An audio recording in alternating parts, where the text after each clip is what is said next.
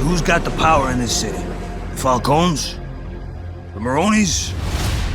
That's what the streets are asking. Why the hell not us? Junior, DC fans, come on in here and have a seat down. Have a sit down. Listen, I want to congratulate everybody, and I just want a round of applause right now for The Penguin, which was a great show. It just wrapped on up, man. Listen, I loved every bit of The Penguin from episode 1 all the way to episode 8, and I'm just thankful that they did this show like this. Listen, DC has always been a more grittier comic book series to me than Marvel has. You know what I'm saying? Like, DC and Marvel have their sort of differences, but one of those is, I want to say, probably seemingly since like the 80s, DC has been more gritty. You know what I'm saying? It's been more dark. And I know a lot of people was complaining about how dark the DCEU kind of got with Batman and Superman and things like that. But, you know, to be honest, that's how I see DC. DC does a good job with their shows and their animated movies.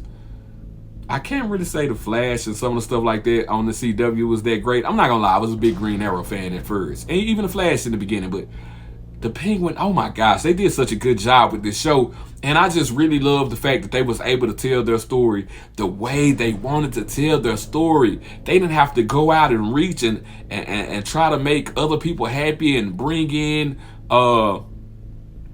casuals who might not understand some of it and try to placate towards them. They did none of that. They kept it gritty. Listen, we got to watch a show about a villain, and we got to watch him be a villain. Even as you watch along and you following and you rooting for Oswald Cobblepot, I don't want to say at no point in the show that I think Oswald was a good guy. Like, did I feel kind of bad for him that he was kind of getting the short end of the stick and people was doubting him, and he walking around with this little limp and people overlook him? Yeah, I did feel a little bit way about that, but I never had a doubt in my mind that he was a bad guy. And this is a show that embraced that.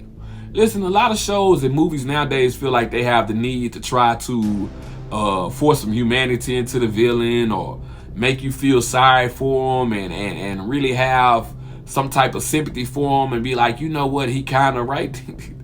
The Penguin did none of that. Like, all in all, The Penguin was about him rising to the top and sticking it to anybody that overlooked him. That's simply what it was. I'm a bad guy, and I'm gonna be a snake. I'm gonna be a conniver. I'm gonna do whatever I need to do and say whatever I need to say. It don't matter who I kill, who I rob, who I tell on, who I set up. It don't matter. We even see at the end of the show when he listen, spoilers ahead. You know what I'm saying? Leave now if you don't want any spoilers. But when he went ahead and took Vic out,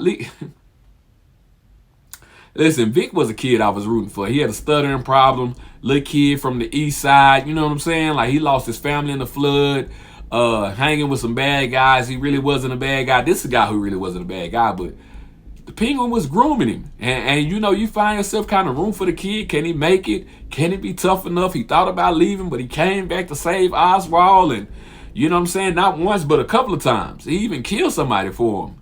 And we see at the end when the Penguin get everything that he wanted, everything that he desired, the first thing he does is kill Vic. Like, they left you no bones about it. The Penguin is a bad guy. He's not a misunderstood dude.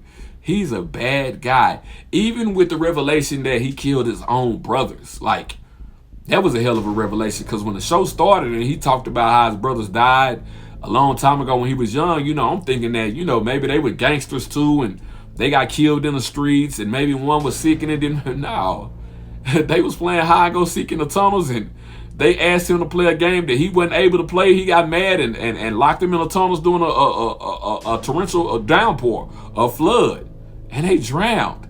And while they were drowning, he knew where they was the whole time. He looking out the window, seeing the rain and the flood waters. And he like, you know what? I got my mama to myself. You know what I'm saying? I'm an Animal Planet guy. I need to go back and look, because I think it might be a thing that penguins actually do. I'm not sure. I know hyenas do it. I'm a big lion and hyena dude, but I know it's something that the hyenas do. Like, hyenas will kill other cubs, you know what I'm saying, when they babies, just so they have more nourishment. Like, that's how they weed out the weak. They kill their brothers and sisters off before they even grow up. You know what I'm saying? But yeah, that's pretty much what he did, so he could have all his mother's love to himself. And then we get the revelation that his mom actually knew the whole time. Like, we thinking maybe the mom didn't know. Maybe she was green. Maybe she kind of was curious, like, what happened, why he came back. But she really didn't know. But the mom knew the whole time. Mom even plotted to have him killed as a kid. But she had to change her heart when he told her that he was going to be something. He was going to make something out of himself, and he was going to take care of her. You know, it's a good show. Like, you know, watching it thinking like, okay, the mama groomed him and made him messed up like this. That's why Penguin is like that. And we find out, no, the Penguin is like this because that's who he is. He actually kind of groomed his own mama into turning into who she became. You know what I'm saying? Even when she had Alzheimer's. But, you know, at the end, we see her stab him and she kind of expressed herself like, yeah, I always knew and I hated you. I've been hoping you died the whole time. Oswald still didn't accept that. He still loved his mama. You know, when we see the end, she's in a vegetative state, and he, you know, he keeping her alive because he wants her to see what he accomplished. Now, I don't know if he's doing that out of spite or he's just really doing that because he can't let his mama go. But he did kill Vic and say that he can't have that no more. He can't have nobody that he loved as something that can be used against him, man. You know, he killed old Vic and threw my boy ID, his driver license, in the water after his whole family basically drowned in the flood. Like, that was jacked up. That was jacked up. But once again, like I said, I'm glad that they kept it dark and gritty, and they didn't try to, you know what I'm saying, like try to humanize Penguin and make everybody feel sorry for him or like maybe he was the victim. No, this nigga's a snake in the grass through and through. Through and through. I said in my last video, Batman has the greatest villain catalog. He truly does. And the fact that they decided to go with the Penguin and give him a TV show and it turned out this good, it just proves that. You can't do that with everybody. Like, I liked the Joker movie, but the Joker really is kind of like its own thing. Like, it's not even, Batman not even in the Joker at all. And the second Joker was horrible. But the fact that you're able to just take characters that are Batman villains that do, look, Sony take, I hope Sony is watching. But Sony, like I said, you just can't do a lot of Spider-Man villains without Spider-Man at all. But like, Batman is still in this universe. It's just that this show wasn't about Batman at all. It was about the Penguin, and the setup at the end, I think it was foreshadowing. Maybe they're gonna do Catwoman next or something because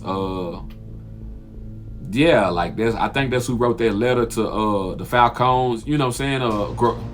Gigante. You know, Sophia Gigante at the end. You know, that's her half sister. So I don't know if they're gonna do that. But anyway, if Green Lantern Corps and stuff like that turn out to be this good, like DC got them something. They got them something, man. So hey, listen, if y'all watched it or if y'all haven't seen it and y'all listen to this and got through the spoilers, like, still go back and watch. The Penguin is worth it. It's a dope show on HBO Max. Junior.